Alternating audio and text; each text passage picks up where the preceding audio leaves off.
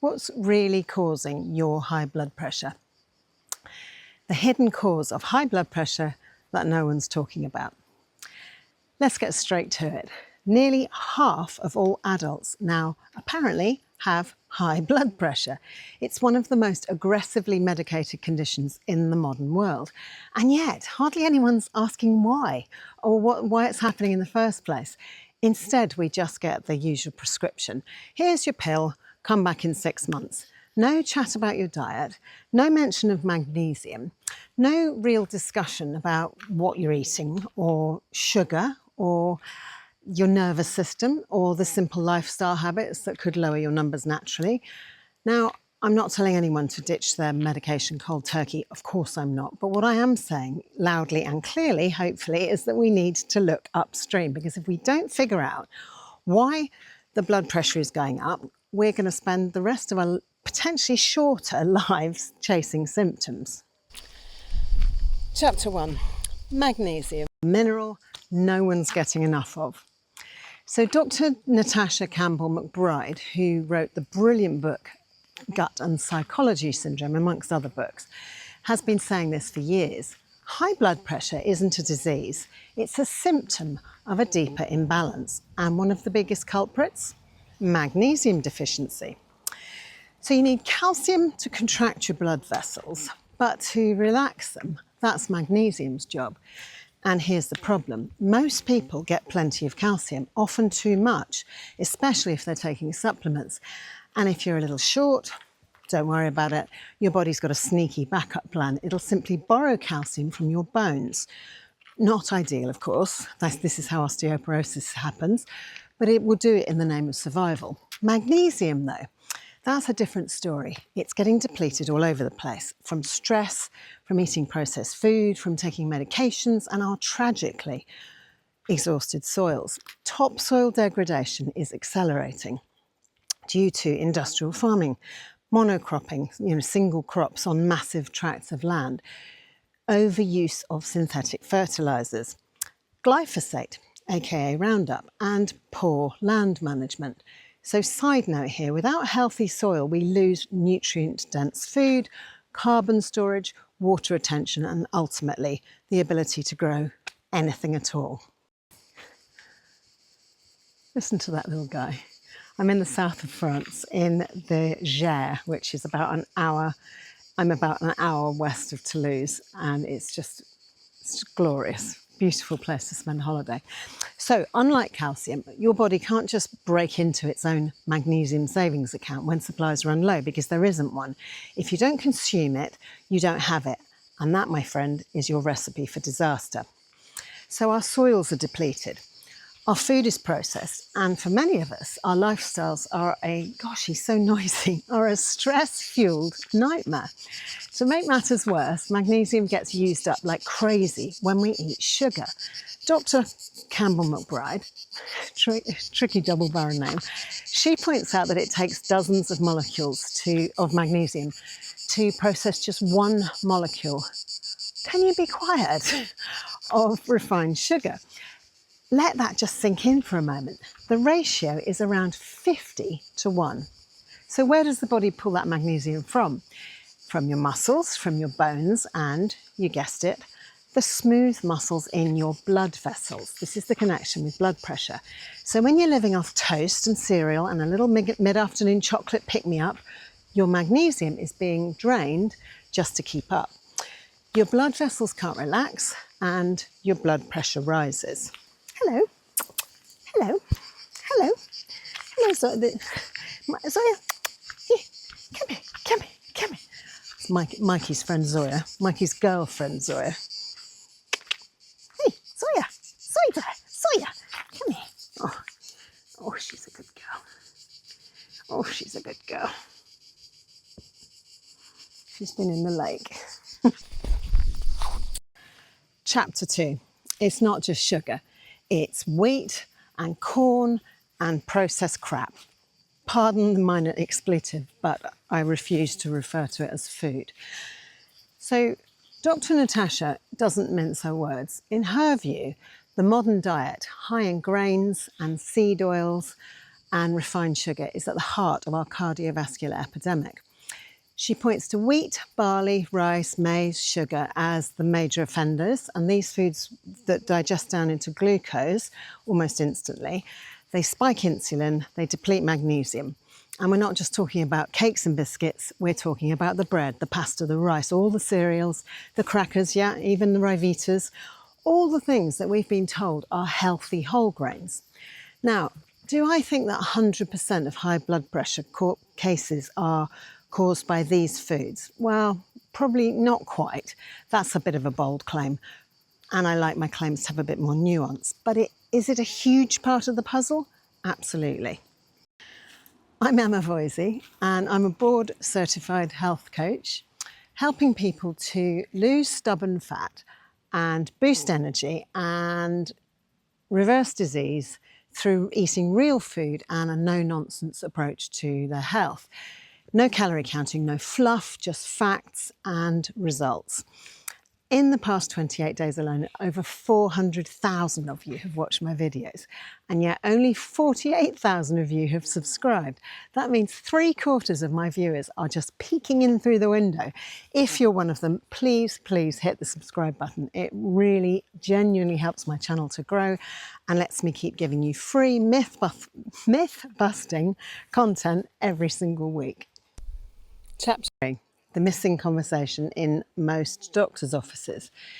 Here's the real tragedy. Studies show us that 80% of people with high blood pressure are never given counselling about diet or physical activity by their doctor. Let that sink in. Research shows us that despite hypertension affecting roughly 30 to 50% of adults globally, only 40% of hypertension-related doctor visits include lifestyle counselling, and in many cases the advice is really brief and non-specific. To put it another way, up to 80% of patients with high blood pressure receive no substantive guidance on diet or physical activity during their medical consultations. And to be fair, many doctors simply don't know what to say. Most receive less than 20 hours of nutrition training in their entire medical degree, often based on outdated or industrially influenced guidelines. The kind of advice that I live by and I teach is a far cry from the government-approved food pyramid, for example. So if your GP didn't mention magnesium-rich foods or cutting your processed carbs or walking after dinner, please don't take it personally. He probably wasn't taught any of it, which helps explain why so many people are medicated without ever being advised of the changes that might actually prevent or even reverse hypertension. Instead, they're sent home with a prescription or a prescription medication, and that will manage the symptom while the root cause just keeps doing further damage. So what about magnesium testing?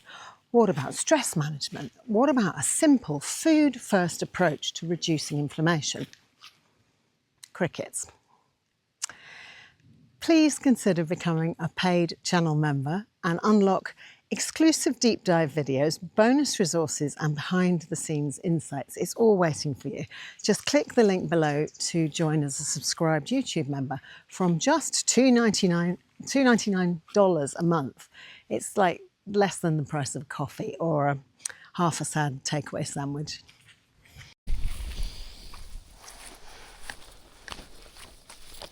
He is here, he's just most of the time, well, with his girlfriend, there she is, so they just he's just having living his best life. Chapter 4, magnesium isn't the only missing piece. Okay, so let's not put all the blame on one mineral. Here are other common drivers of high blood pressure. You've got your low potassium and calcium, especially if you're not eating enough animal foods or leafy greens. You've got your refined seed oils like soybean and corn and canola and canola, aka rapeseed oil if you're from the UK, sunflower oil, and they will all inflame and damage your blood vessels. You've got your chronic stress and your high cortisol levels, and you've got your poor sleep, which raises blood pressure overnight and blunts your recovery. You've got your ultra processed salt, the kind in takeaway food and crisps and or in UPF, which has been stripped of its natural minerals.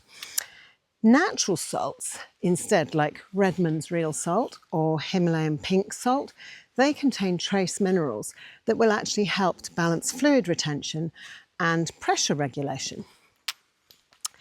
Processed salt, on the other hand, just sodium with none of the balancing minerals, none of the balancing cofactors. If you're living off food that comes out of colourful boxes, then you are getting too much of the wrong kind of salt. This is just one of the reasons that I champion this single ingredient whole food approach.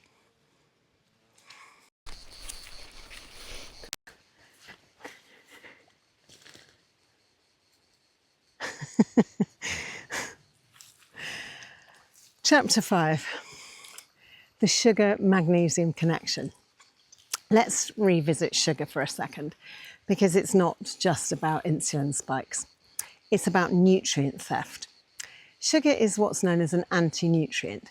It forces your body to use up precious minerals such as magnesium and zinc and B vitamins just to metabolize it, just to deal with it. That means every time you have a slice of cake or a spoonful in your tea or coffee, your mineral reserves take a hit. And over time, those reserves are going to run dry. In Gut and Psychology Syndrome, that excellent book by Dr. Campbell McBride, she explains how this depletion doesn't just affect your cardiovascular system, it affects your brain, your gut, and your immune response as well. And guess what? Guess what most people do when they feel tired or they're anxious or they're depressed? They reach for more sugar, and the cycle continues. Many of my clients tell me that they are emotional eaters. Emotional eaters. Honestly, most of us could write a cookbook called Feelings with a Side of Chocolate Brownie Cake. But here's the catch. It never actually helps. Comfort eating, it's the most uncomfortable comfort that there is. And it makes you feel terrible afterwards. It's just a vicious cycle. Chapter 6. Here I would do if my blood pressure was high. Number 1, I'd start with magnesium.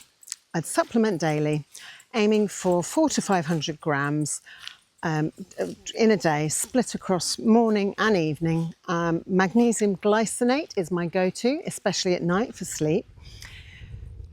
Citrate is great if constipation is an issue, and taurate is excellent for cardiovascular health. Number 2, cut the sugar and the processed carbs. Obviously not overnight, do it gradually.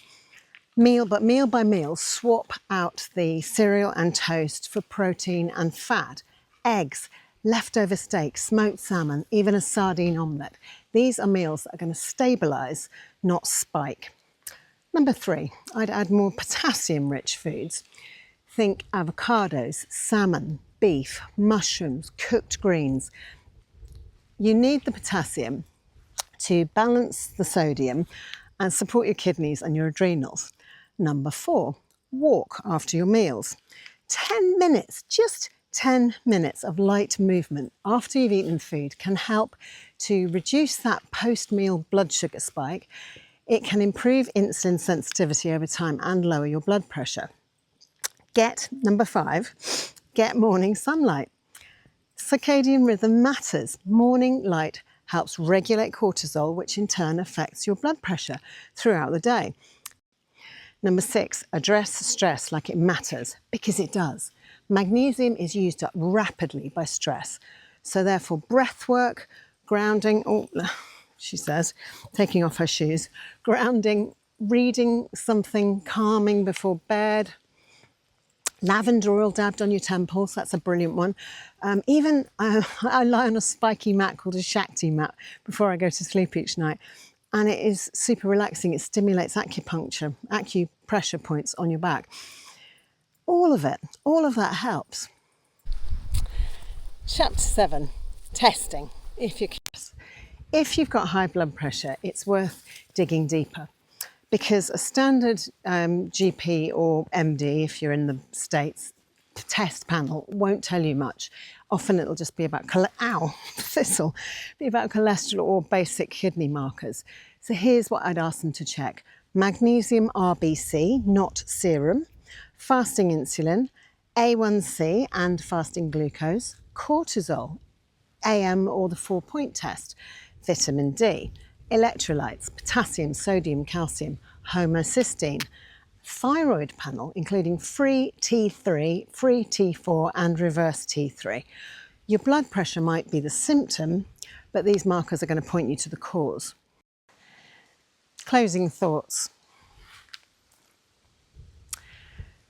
We've normalised a world where nearly 1 in 2 adults is walking around with elevated blood pressure, and most of them have no idea why, or have any idea that they can actually do anything about it, do anything to change it. But the body doesn't just malfunction out of nowhere, it responds to its inputs, to your food, to your thoughts, your sleep, your stress load. As Dr. Campbell McBride puts it, you don't treat symptoms, you remove the cause. And that's the work, that's the shift. And it starts with awareness. So if your numbers are creeping up, don't just reach for a pill, reach for your fork, your shoes, your breath, your sunlight, because your body's trying to talk to you. Are you ready to listen to it? Thank you so much for watching, and I look forward to seeing you on my very next video. If you've enjoyed this, you might like to watch one of these two next. And in the meantime, from the Gers in the south of France, I bid you farewell. Cheerio for now.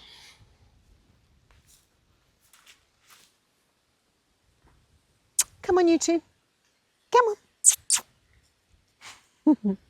Come on. Come